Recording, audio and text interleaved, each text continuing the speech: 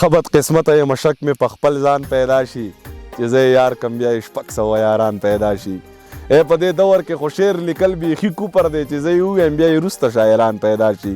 نه جي کشمیر ازادول څه دومره ګران خو نه دي چې 313 زاړه مسلمانان پیدا شي. نه جي کشمیر ازادول څه دومره ګران خو نه دي چې 313 زاړه مسلمانان پیدا شي. او ظهیر صاحب یو څو شعرونه دې ورته نور هم ډالۍ وي چې ستوري د اسمان د شماره وتي دي مړې ستا یاران د شماره وتي دي. یو دوه خو نه دی چې پوه که مست رقیبان د شماره وتي دي هر سړی زما په سر لګیا دی جي دومره شیطانان د شماره وتي دي. کلي کې یو ځای یم چې خوار یم کلي کې خانان د شماره وتي دي هر سړی د دې وخت چپو والی دی ځکه شاعران د شماره وتي دي. او ستا غمونه نور شمارلی نه شي ښه دا د ضمیر خان د شماره وتي دي.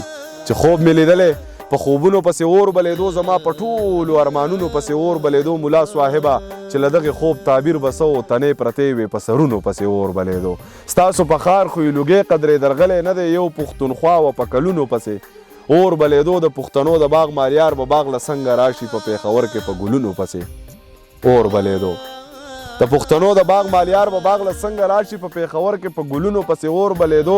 د اختر ورځ وه او جړا د هدیرې نه راتله څه په زړو زړو یادونو پسې اور بلیدو. چې سپین رښتیا مې ورته وویل نو انجام یې دا شو ځکه مې نن په تصویرونو پسې اور بلیدو. ضمیره څنګ یې لیونې نه کړې او مړ یې نه کړې چې ته ولاړ وې او په شعرونو پسې اور بلیدو.